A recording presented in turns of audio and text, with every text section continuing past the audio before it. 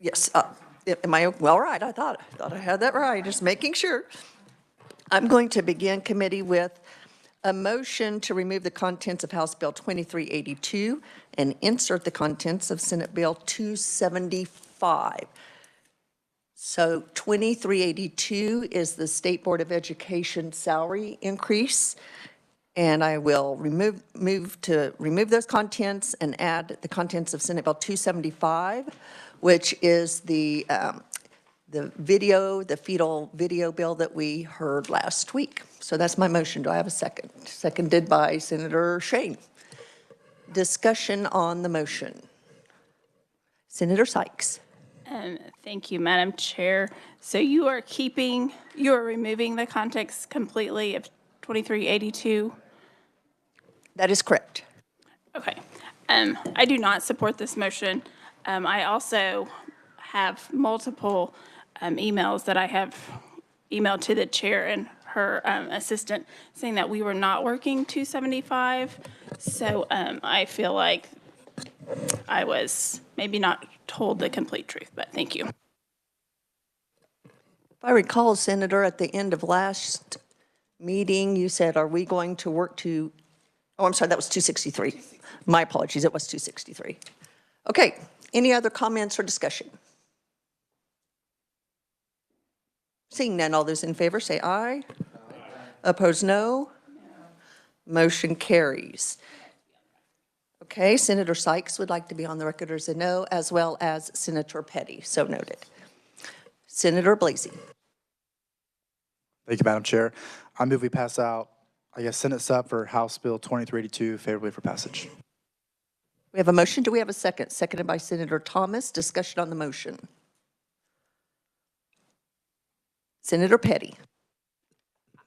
I would just want to be clear. So the contents of 275 are now in, I just didn't understand the number you just said. 2382, thank you. Any other questions or comments?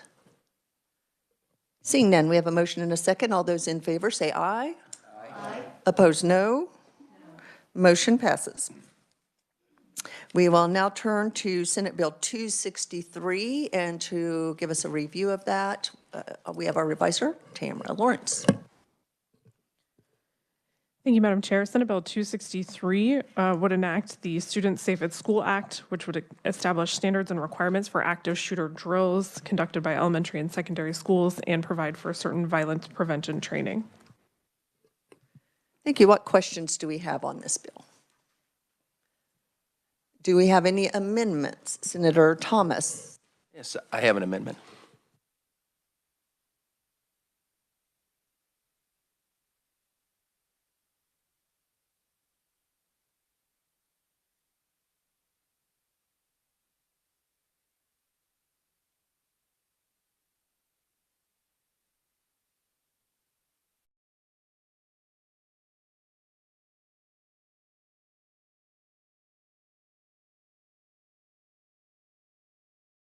Senator, do you wish to explain your amendment? One simple change. The testimony we heard from the representative from the KEA talked about being able to have teachers or school personnel have the opt-in method. And so I thought, just as a measure of good faith, that would be a simple technical amendment to add to this. And so with that, I'll let Tamara correct anything I might have said that was inaccurate. Looks like she's not needing to, so any questions on this amendment? Senator Petty. Thank you, Madam Chair. So to the maker of the motion, I'm looking at the bill and I'm looking at the amendment. So this would be specific to those active shooters simulations that are not held on during regular school hours, correct? And it would then, when it says no student, then it would also include teachers, school personnel, or other school staff do not have to participate. Okay, thank you. Any other questions or comments on the amendment? Seeing none, Senator, would you like to move your amendment? Thank you, Madam Chair. I move my amendment. We have a motion. Do we have a second? Seconded by Senator Sykes. Any further discussion? Seeing none, all those in favor, say aye. Aye. Opposed, no. Motion passes. Is that all you had, Senator Thomas? Madam Chair, I'll make the motion at the appropriate. Well, I believe we have another, I believe Senator Sykes.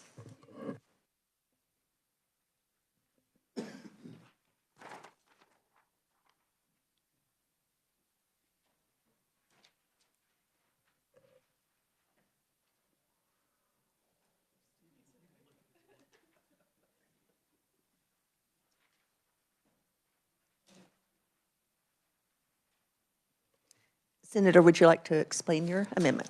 Yes, thank you, Madam Chair.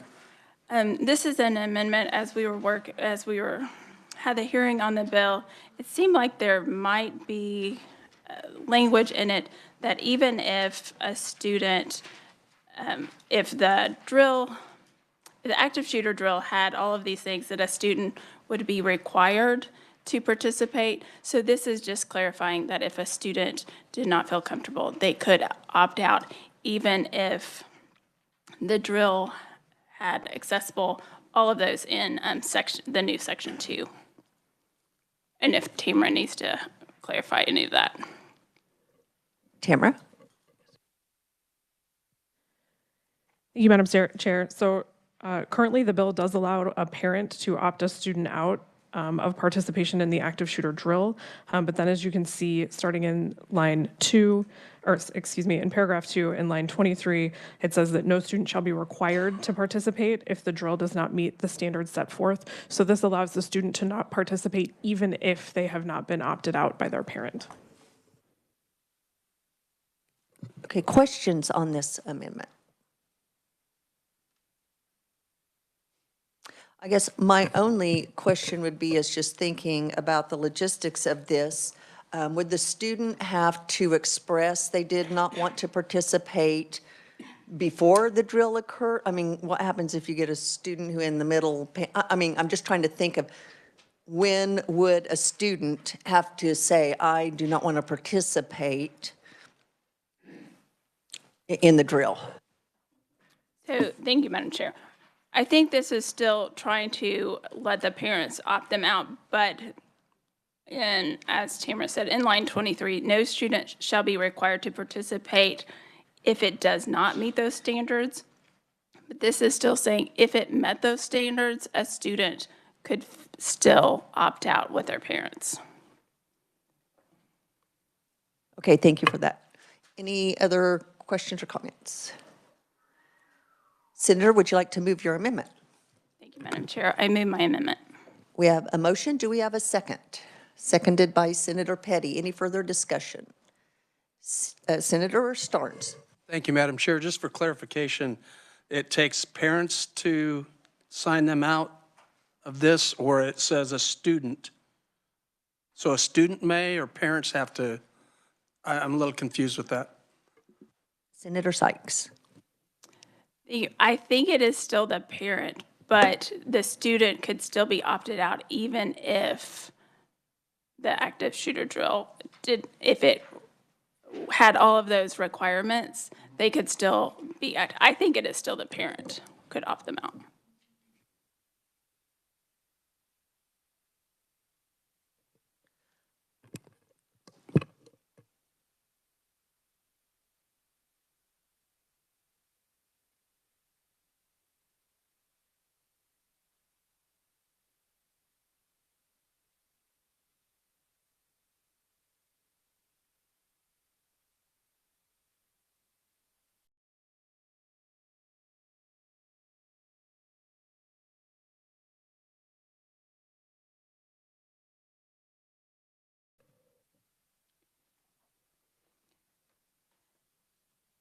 Madam Chair.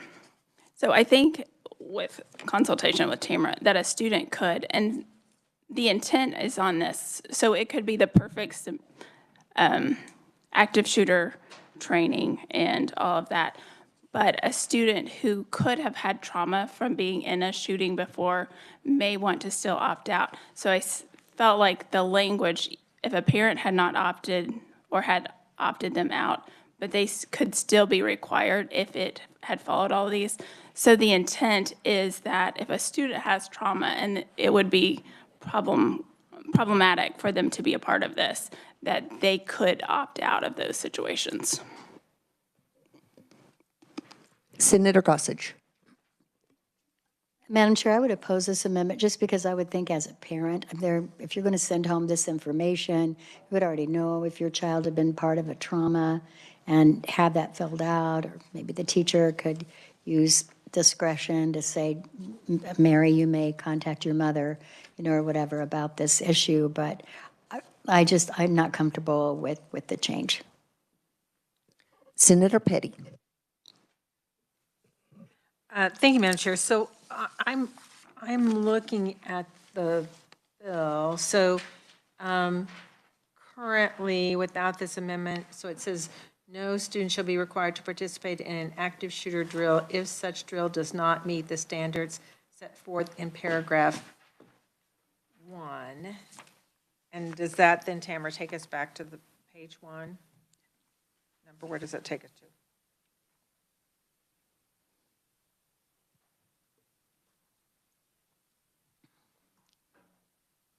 Oh, I'm sorry, I was reading. Tamara. Thank you for the question. So paragraph 1 starts on line 13, and paragraph 1 sets out the requirements and the standards that an active shooter drill would have to meet. Senator Petty. So that's still on page 2 then, correct? And that's line 13, so it has to be accessible, developmentally appropriate, culturally aware, trauma-informed, inclusive of accommodating. And then it comes, no student shall be required to participate in an active shooter drill if such drill does not meet the standards set forth. And then this amendment, sorry, put it up here. Even if the student has not been opted out out of participation pursuant to section C, which then that takes us down to line 27.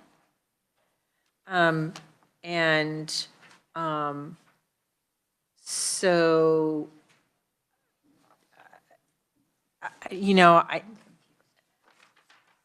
I think that this amendment does allow the student to opt out, and as Senator Gossage mentioned, parents are notified, but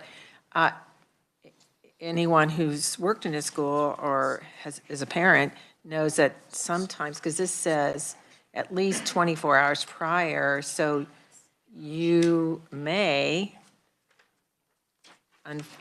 unknowingly not see that notification that was sent home 24 hours prior, but this would allow the student to then say, I don't want to participate, correct?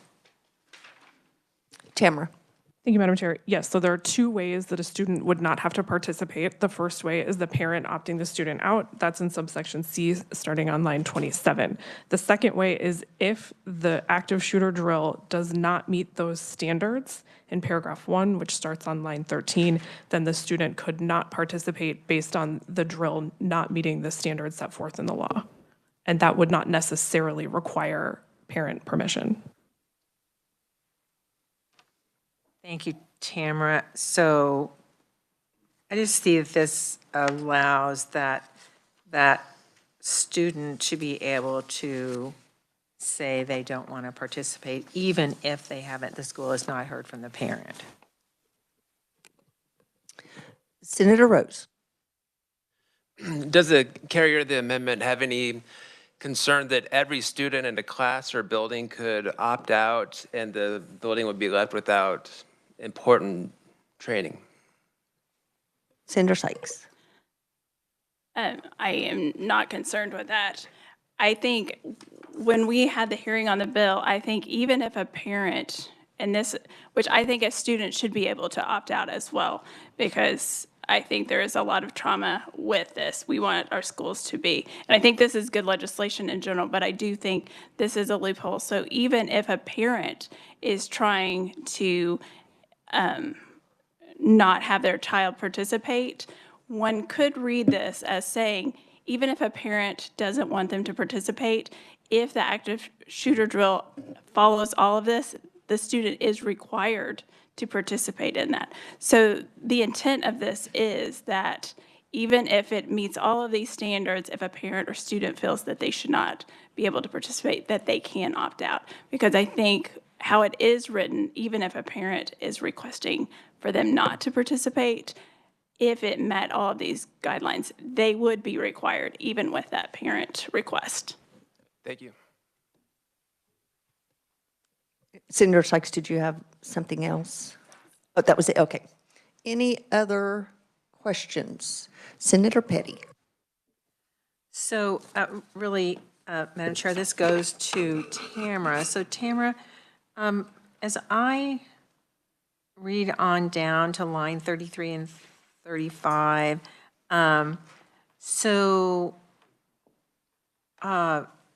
does that mean that if they can't provide notice, that they can provide notice after the fact? Tamara? Thank you, Madam Chair.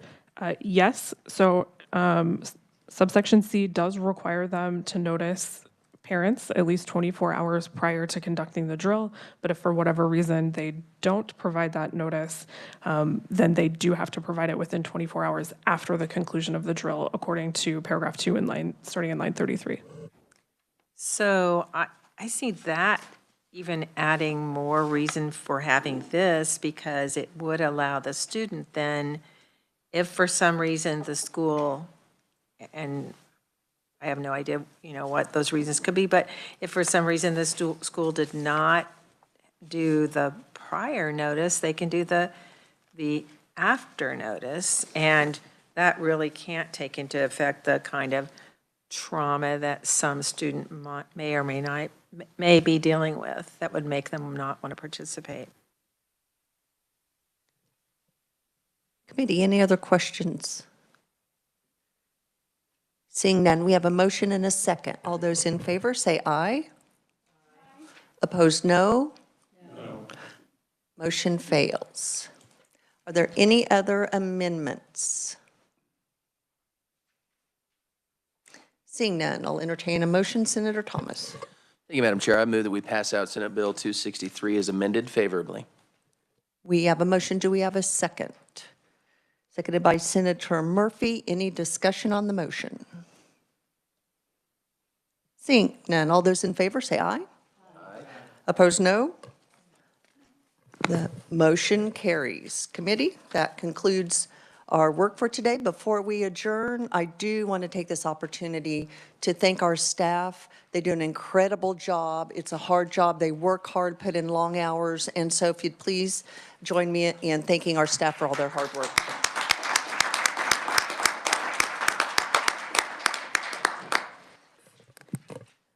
Now, we will not meet tomorrow. So with that, I have a way too enthusiastic vice chair today. Okay, with that, thank you, committee, for all of your hard work. We are on the floor here in a little bit. With that, we are adjourned.